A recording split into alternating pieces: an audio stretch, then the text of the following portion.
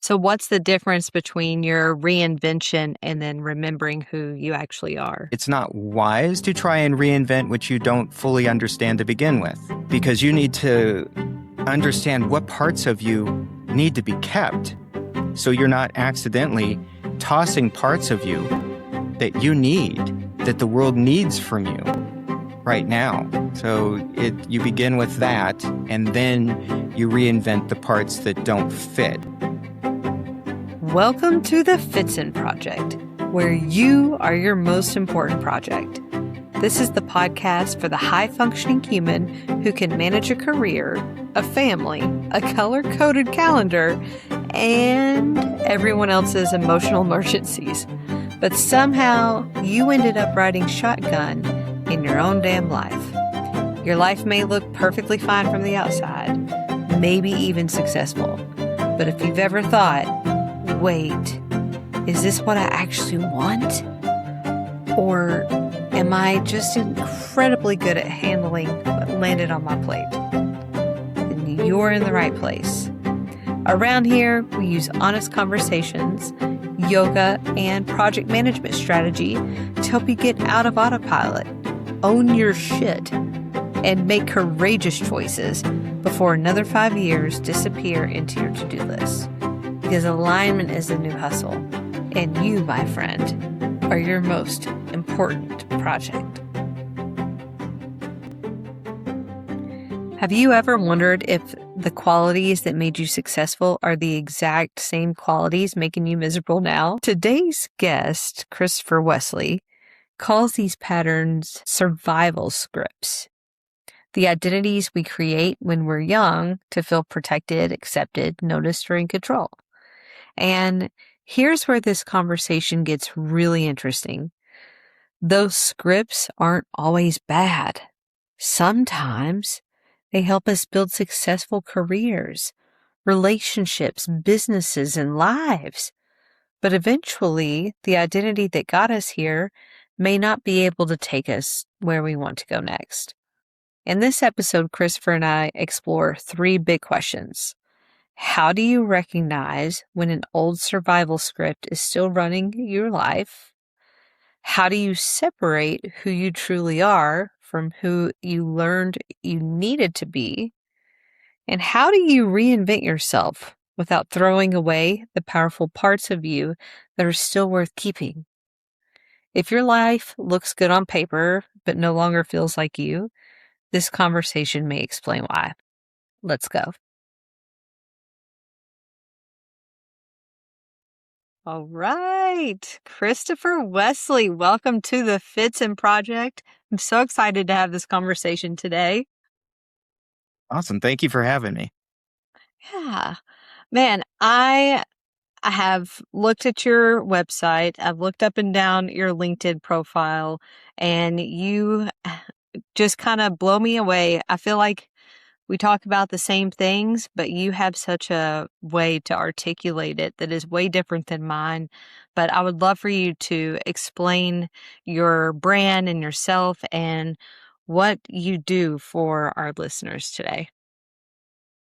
Okay, so I help people get down to the identity level narratives that we live by. We all created this voice in our head that protected us when we were young. And it's not always from trauma. It's not always because we were, abused or neglected. It could be as simple as, you were the one that told jokes to keep your parents from fighting. You were the one that had to come in first place, or people you cared about wouldn't notice you.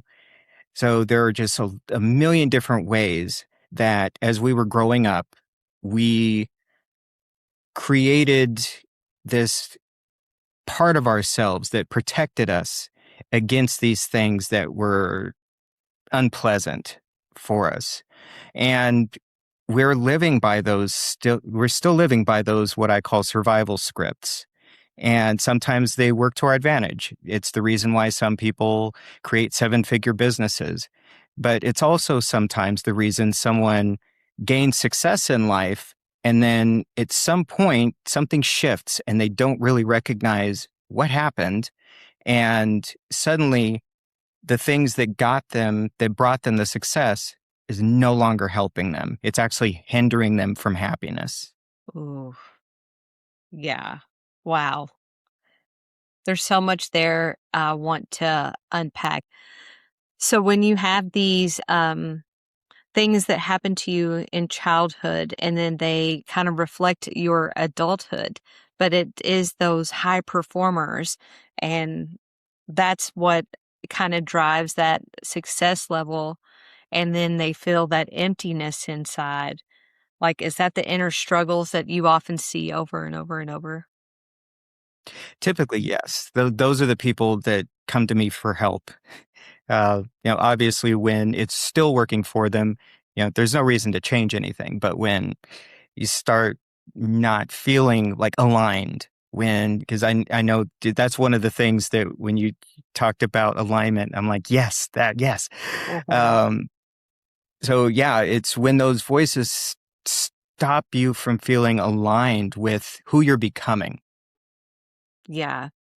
And is it really who we become, or is it an innate feeling of who we really are? Like alignment has to start at this like core level.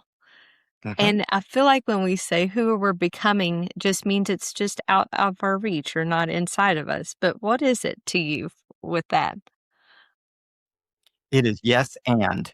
Yes, and oh, yes. Yes. So, because, I mean, alignment starts with where we are, like right now, in this very moment. When Mhm. I talk about who we're becoming, I'm talking about orientation. So, when we're moving towards something, and it may not even be a new self, it could be as simple as, you know, a particular vacation to a place you wanted to see in the world. And it doesn't have to be big. It doesn't have to be epic. It just is something that you are orienting towards and you're moving towards, whether it's, deepening a relationship, becoming more fit, becoming more mobile, could be any of it. Right. And then with that, I mean, what is it that keeps us stuck from getting to those places? What do you see? What's your trends that you see?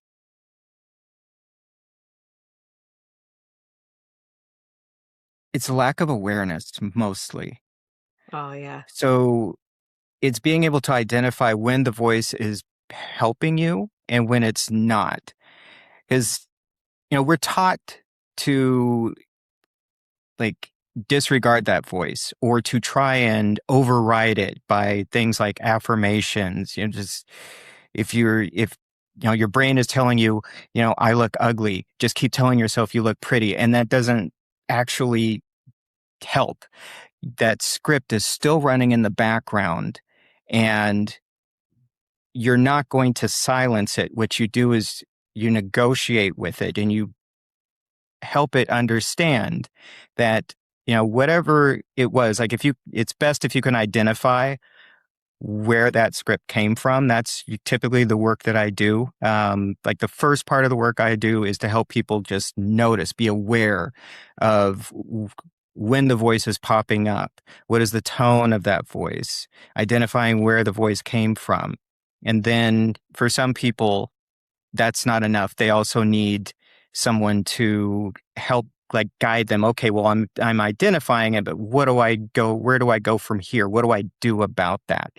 And what you do about that is you start to understand what is the dynamic and where it's holding you back. And because let's say it's protecting you against being humiliated publicly.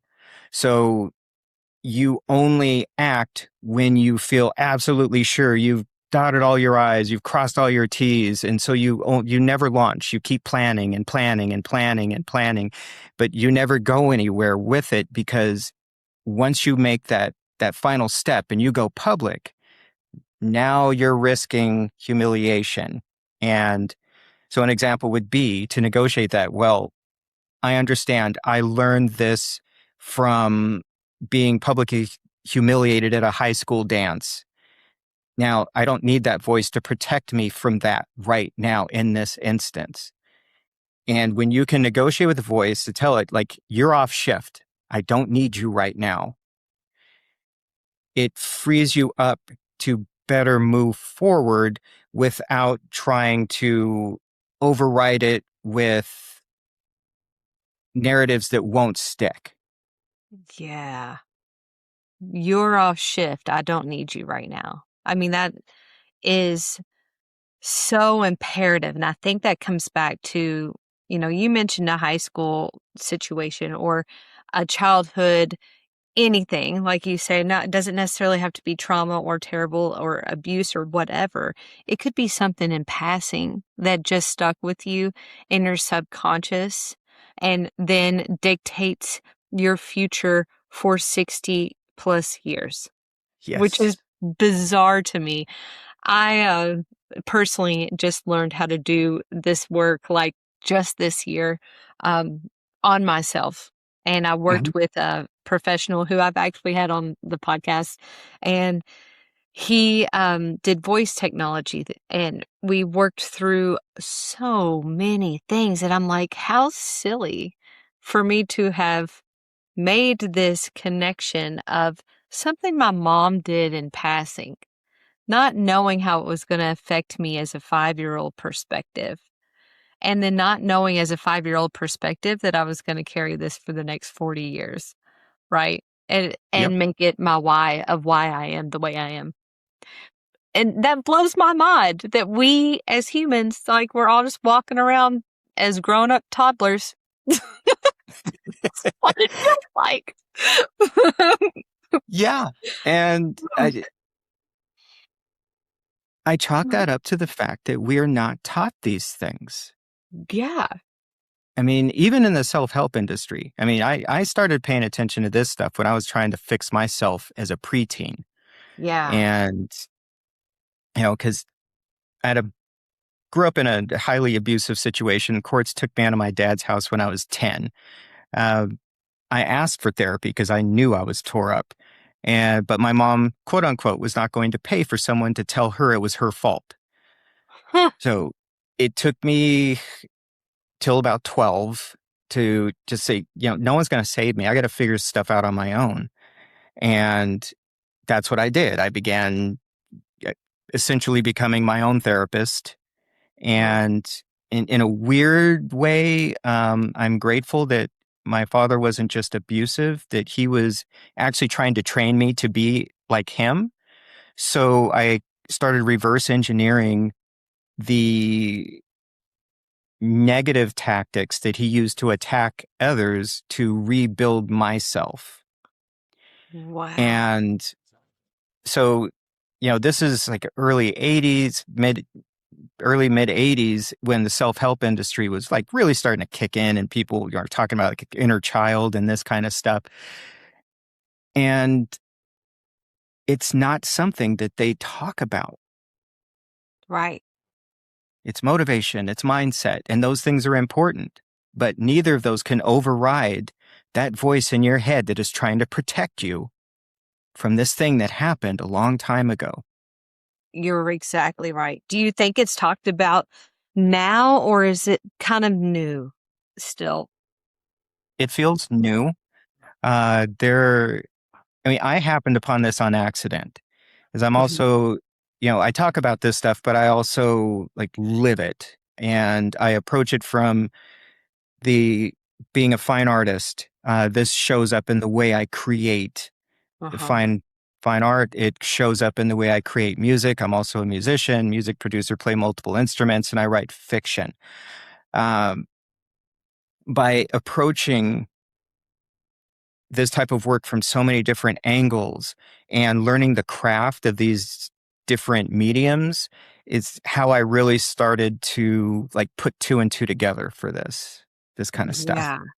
It's almost like you learned how to honor that part of your history and your story without it allowing to be your identity. Like you created these new things for you through your creation and your outlets.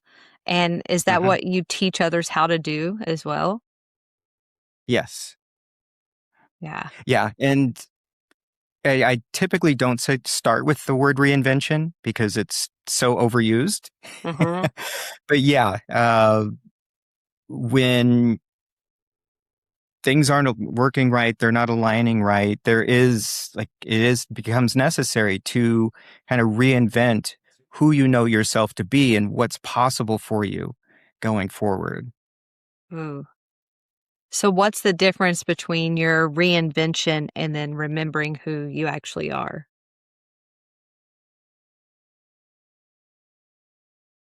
It is two parts of the process because you can't let's just say it's not wise to try and reinvent what you don't fully understand to begin with, because you need to understand what parts of you need to be kept so you're not accidentally tossing parts of you that you need, that the world needs from you right now. So you begin with that, and then you reinvent the parts that don't fit. So, like using myself as an example, we lost our house in one of the California wildfires in January of last year. Mm. That was an identity breaking event. I am not the same person that I was pre-fire in a lot of different respects. But it wasn't enough to just say, okay, well, I need to be the person that does X or Y or Z. I had to take time and process, well, what are the parts of me that survived? What are the parts of me that are barely hanging on that I need to nurture and bring back to health? And understand that before I could really start moving forward with the parts of me that were going to be new. It's Wow. kind of like creating the foundation before building up. Yeah. Think my arm hairs are standing up right now. I mean, I feel that really on a cellular level. I mean, you it's kind of like stop, start, keep type thing Yeah. on but your actual personality and understanding you as a person and not really the stories that you've been told of how you are or what you should be, but Hmm. how do you like move those things and what everyone else tells you you are? How do you decipher between what you know, this is me, Chris Wesley, versus what someone else tells you you are? Like that trust. Yeah. So I have this thing that I call breath space. Some people call it margin. It is having room in your life to just be in your relationship with yourself, to just take time to be in touch with who you are, where you are, what you're experiencing. The idea of someone being like highly sensitive is often used like as a negative, Well, yeah. but I disagree. The the person who can be deep feeling and still trust is exhibiting a ridiculous amount of strength. It's far easier to just say, I trust no one, everybody leave me alone. Um, and so that was slightly off track, but getting back to really being in touch with what it is you're thinking, what it is you're feeling. And that can take time. If you're not used to doing that, it begins there. And if I'm working with someone that hasn't started there, that's where we begin, because that work really is you're working with someone to help you identify the answers that are already within you.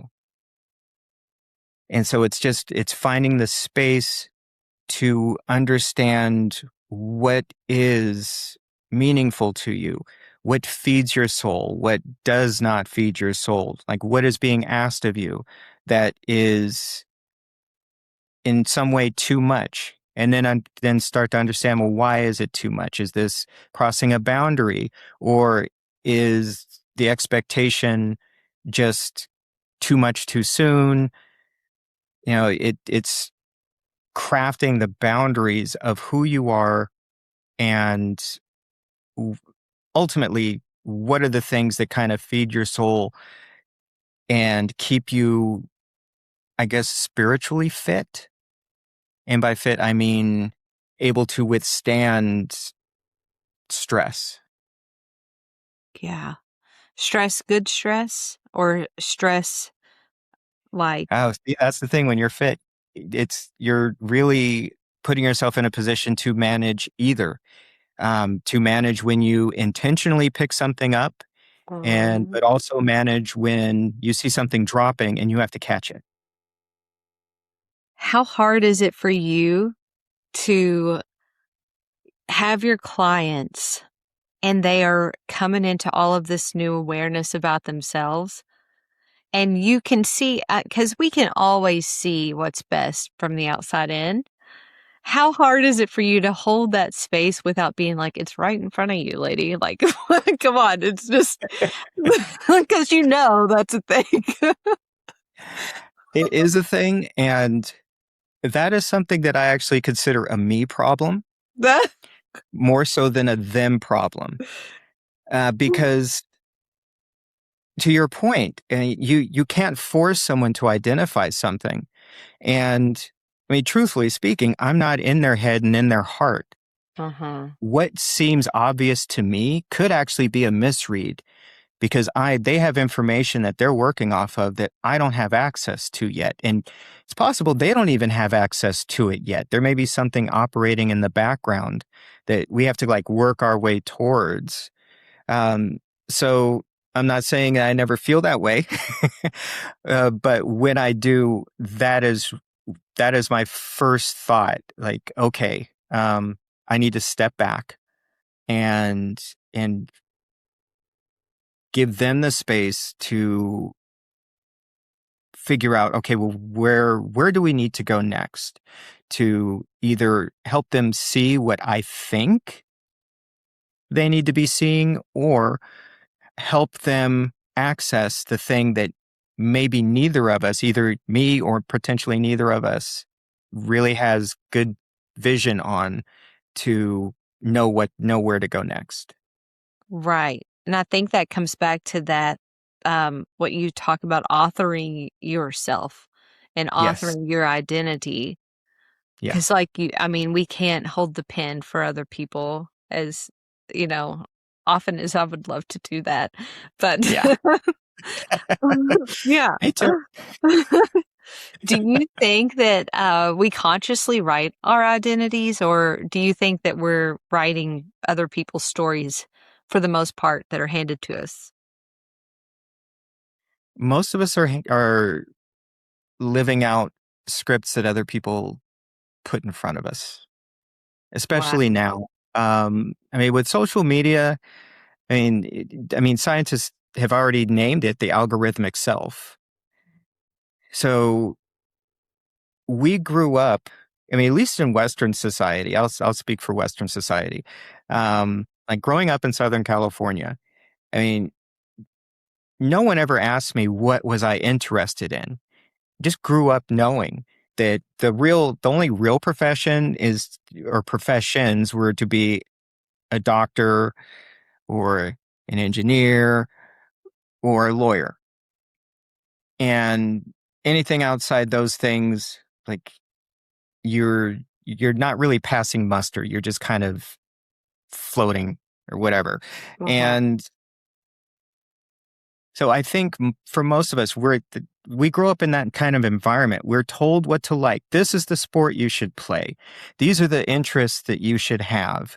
And if not just told outright, we're in environments that, that foster that. Like if, I have family members in Texas where football is everything. And, you grow up in an environment where you don't necessarily fit into that. I mean, it's already kind of decided for you to a large extent. So if anyone that's not actually done like this kind of work with intention, yeah, they've not really authored anything for themselves, at least not yet. Right. You think there's ever a time where it's too late, or is it never too late to begin? As long as you have breath in your lungs, it's not too late. Yeah. Where do you think that authoring comes from and when we start doing the work and start noticing? I mean, you talked about it being for you at 12 and to 14, you picked up your first guitar. Like, how does that come into an adult space? I know you've worked with so many adults. How do you see that come into adults? I would say it begins with permission. So one of the things I've done is I've taught like painting classes to cancer patients and their caregivers. And the goal of the class really isn't to teach them how to paint. The goal of the class, and that I always begin it with that goal, that, can we just agree that everything you think you know about being an artist and having talent, all of that stuff, we're leaving outside the door. None of that belongs in here. Because in here, anything you put on the paper, so long as it's honest, it's valid and worthy. And by giving people permission to just express whatever it is, I've had students come back and say, yeah, I've been painting ever since, ever since that class. And whether they consciously know it or not, they now have an opportunity to express feelings that they may not have words for, or they may not be able to communicate. Because, I mean, if you're the one with cancer and you're having to kind of take care of the people that are supposed to take care of you because they're sad that you may die, I mean, that's a lot of pressure on top of being scared, on top of, everything else you're going through. So now they have an outlet where they can put that stuff somewhere instead of just holding it inside. Yeah, that's beautiful. And I think everyone also, it doesn't matter how old you are, you always have an imagination. And, I think you talked about like that was your escape and that was kind of like your survival skill, right? And, you Yep. know, it doesn't matter if you're 4 or 5 or 55 or 75, like there's always a piece where you can come back to. And that's like that inner knowing, right? Of that Yes. escape. Yeah. I love that you say that, because too many people believe the lie that they do not have imagination. If you solve any problem, it is imagination that you're using to solve that problem. I think the disconnect is, growing up, we're taught that imagination means artistic creativity. Creativity does not have to be artistic. The use of imagination doesn't have to be used to create art. It can be used to figure out, what do you do when you have a flat tire and you don't have cell service to call AAA to come change it for you? Hmm. Yeah. I mean, and then what's the difference between like you're imagining this life you want and you're vision casting it and then avoiding reality, you know? So there's that construct too. Yeah. Yeah. But I love that you just were like, yeah, it's part of problem solving is imagination. It's literally, and I hate the term think outside of the box. And I'll tell you why, because that's all I heard when I was in elementary school, like, "Just think outside of the box." I'm like, "But I want you to give me the answer." You know? So, but they never gave me the answer. I had to think outside of the box. Blech. But anyway, yeah, I had to use the imagination. But I think what's really fun, and I want to lead into this because I want to see what your thoughts are. I took Mhm. my son and my husband, we went to the Cincinnati Museum Center this past weekend. And one of the things I heard in a recording was we're innately born curious and explorers of the world. And as I watched my son go through, he's all asking why. He's looking at stuff and touching stuff. And I'm like, he is naturally curious. And then I caught myself all wrapped up in the psychological area of the museum, of the health portion. And I'm like, oh, what's this new mindset? And what's this new meditation practice I could and I'm like so curious about that. And then my husband's like over there in the Space Center. But what's cool is all these people that invented all these things, like Neil Armstrong looked at the moon and was like, I can get there, you know? Yeah. And that's that imagination. So what's that do for you? And how do you see that turn up in working with your line of business? I think there are two parts to that because I mean, there's the part where I'm working with clients, but there's also the part where I consciously put myself in rooms or in conversations with people like you, with people who expand my thoughts, who tell me about things that I didn't know, about topics that I may not have even considered before. Uh, I think that's like the foundation for everything, that staying curious. And depending on what it is you do, and your environment, sometimes that's still frowned upon. That's Yeah. can be frowned upon in offices when you have a new idea about, if we do this, this is actually like a more efficient way to do it. And then maybe the manager is feeling threatened by your initiative. Uh-huh. Um, but just pushing forward anyhow with intentionally exposing ourselves to new ways of thinking and being patient with people who have ways of thinking that maybe we disagree with, and maybe trying to understand where are they coming from. I think that's like where we are in human history right now. I mean, that is becoming a very, very, actually, I would say it is currently a very important skill to have. Yeah. I personally have had a internal conversation with myself about people who I work with and work for. And for 90% of my time, I love them and really like them. And then there's that 10% of the time where I'm like, I need you to think like me, and I don't understand why you are not on my level right now, you know? And then I'm like, it takes me about 3 days to then like pull myself out of myself and be like, oh yeah, you have totally different upbringing and ways of thoughts and everything else. And sometimes I'm wrong. And I'm Yep. so, I hate to say it. No, but this is actually, that's an illustration of what I was talking about like understanding who we are, and what soothes us, what rubs us the wrong way, like being able to reflect enough to understand, like, okay, like this is kind of heading south and I'm going to need a couple days to recover from this. Hmm. you know these are important things to help you lead an actual joyful life. Yeah. Yeah. And that's just being human. That's not a bad trait.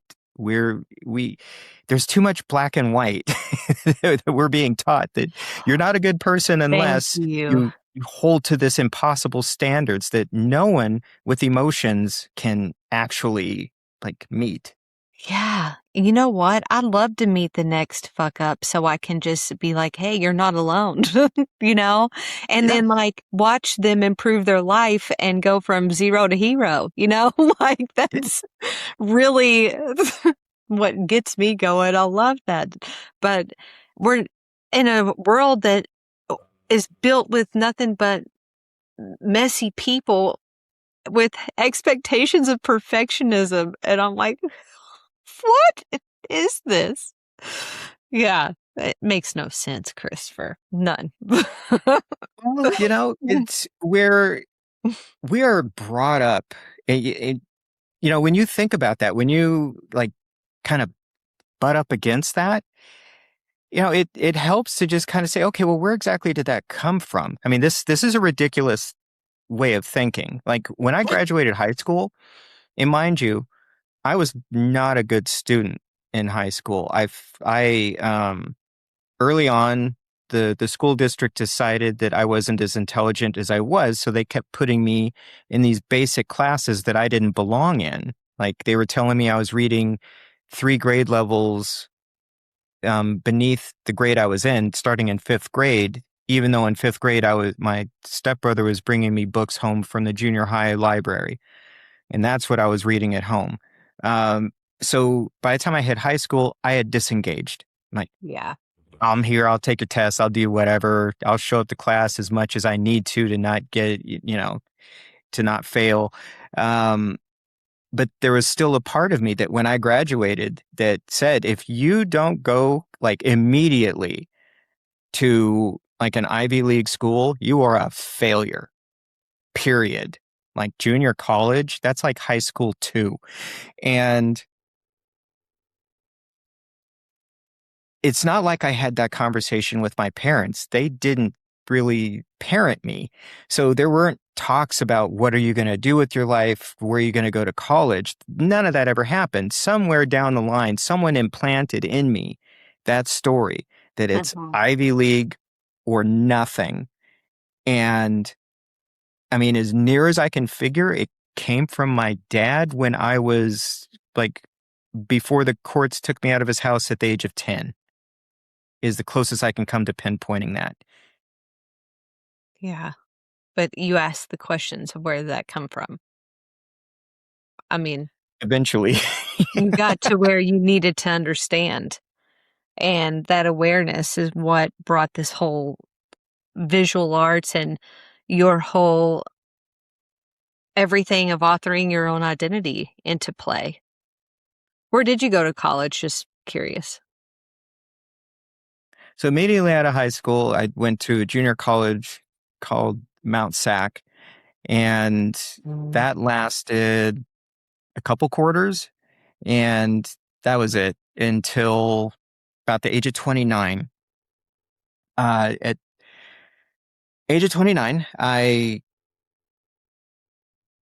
got to a point where I was suicidal and literally had the gun to my head and finger inside the trigger guard.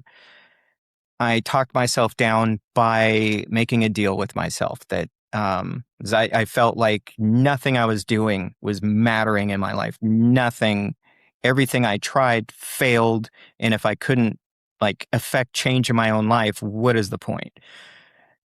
And so I talked myself down by making a deal. Like I'm going to do something that's like a complete reversal of everything else I was doing. And previously I was trying to make it as a musician. So I said, okay, I'll go back to school. And so I went back to a place called Mount Sierra College, which is a trade school, and got a Bachelor of Science degree in multimedia technology. Is that where the art of negotiation with you came from? Of how your affirmations, how you said at the beginning, like how it doesn't matter what you tell yourself, you're still going to believe a deeper part, whether until you find where it came from, but you spend the time negotiating until you find that deeper part. Is that where that idea surfaced? Because I feel like that's brilliant and a way of really describing human behavior. Thank you.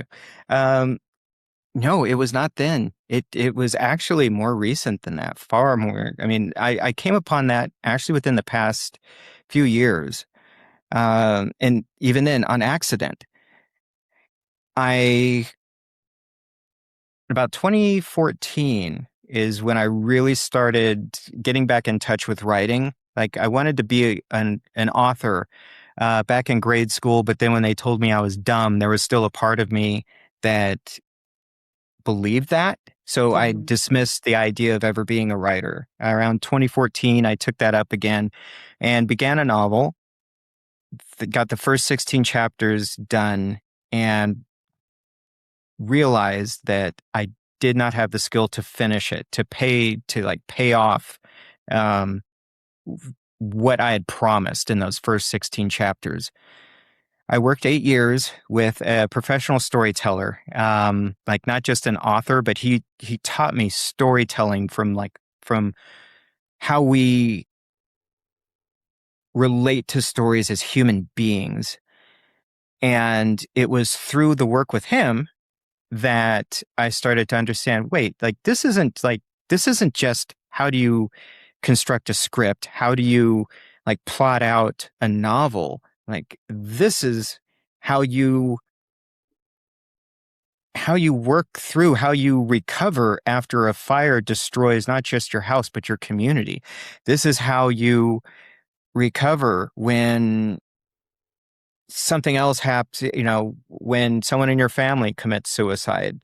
This is how you recover just from whatever. And that really impacted the way I work with clients just from that coming at that perspective from a way I never would have imagined. Yeah.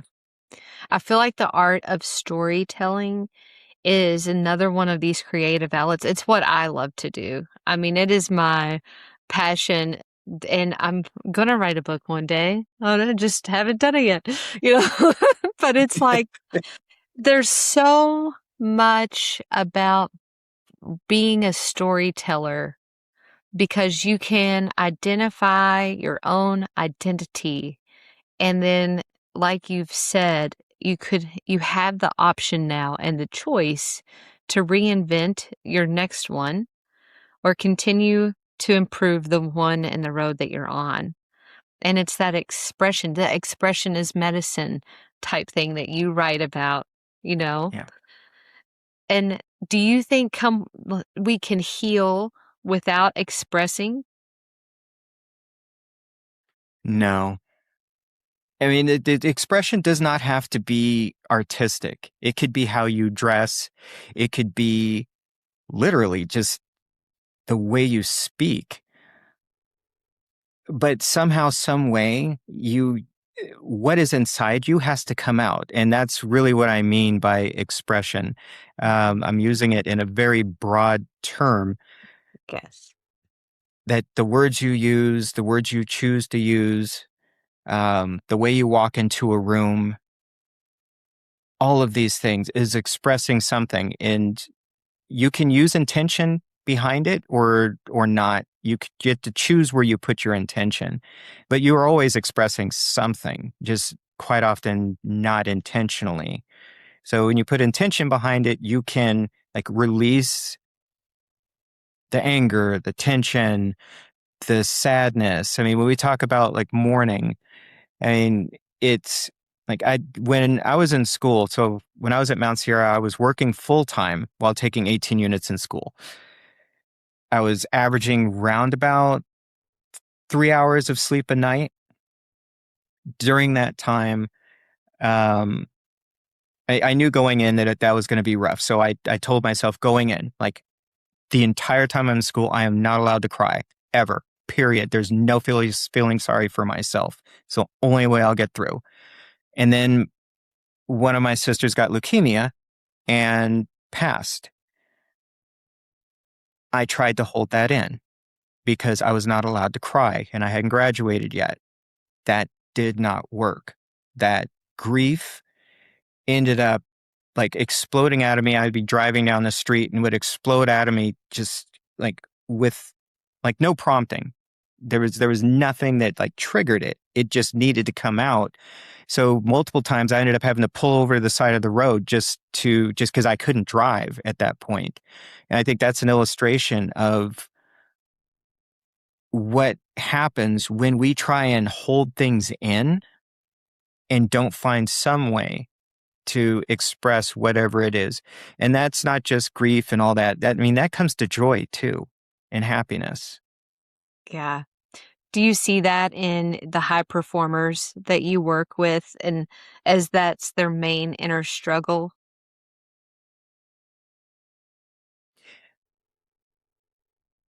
In the sense that sometimes we have discussions about changing the relationship Mhm. with joy and happiness,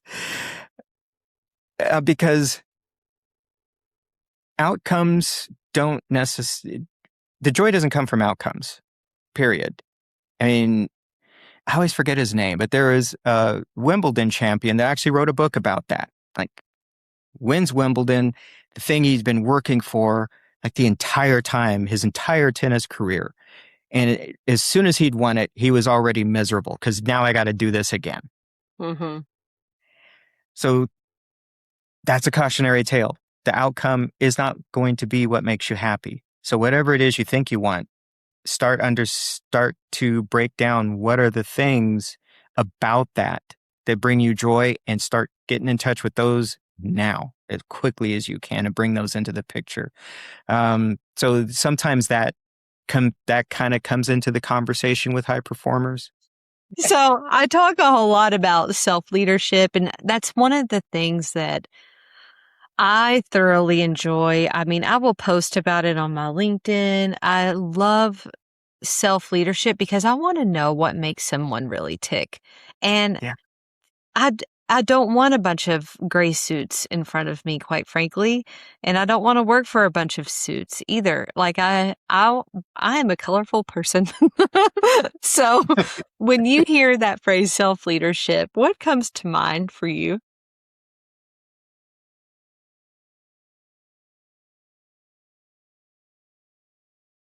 Understanding who I am and where I'm going.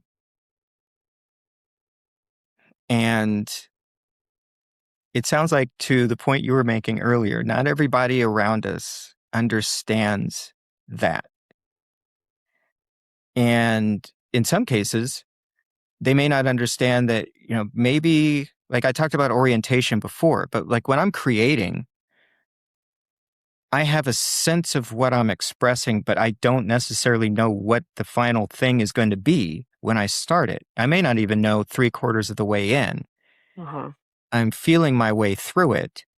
And then, with the exception of the fiction writing, where there's always a tweak, uh, but with the fine art, most of these things, there's a point where it's like, there, that's it. Where it is now caused my heart to flutter. We're done. Yeah. But I don't know until I get there. And sometimes other people, they need more surety than that. Yeah. And when you've come into this identity and you're, um, the identity of something that we author, right? Yeah. With that type of with great responsibility, quote unquote, comes great power. What is that comes along with holding the pen when you are in that writing of identity? What responsibilities come with that? The first responsibility that I believe is not talked about enough is taking care of yourself. Because by doing that, and I'm not talking in a selfish way, I'm just saying that you give yourself space when you need it. You do the things that just help you stay joyful, help you stay healthy in whichever ways you measure your health. Because that's the foundation of everything. You cannot do anything for anyone else when you're completely depleted. And second of all, by doing that, you're actually giving other people around you permission to lead themselves. Just by doing, you don't even have to talk about it. People will notice quietly what you're doing, how you're carrying yourself, how you react when you need to take the extra time for yourself, Uh-huh. responsibilities. And once you've established that, somewhere down the road, you take care of the people and the things that are meaningful to you as you have the energy and the time to do so. Yes. So definitely self first. Like you can't pour from an empty cup. And that's, I would 100% agree with that. And I do think that when you say that out loud, it does sound so selfish, but maybe that's part of the conditioning that we're here to challenge. You Definitely. know? Yeah. Yeah, that's the old script that, It is like, the old script. if you decide, well, I can't listen to what's going on with you right now because I am in massive amount of grief myself. Uh-huh. That is not selfish. Right. I I love that. I live by that. I try to teach that in all my yoga classes. I have, 60-year-olds in there and I'm like, be selfish. Like own your time or someone else will, take it back. So Honestly, though, I mean that is the world we live in. yeah, it is. So what would you say for the first step on understanding your own identity? What's the one simple thing if someone can do this week?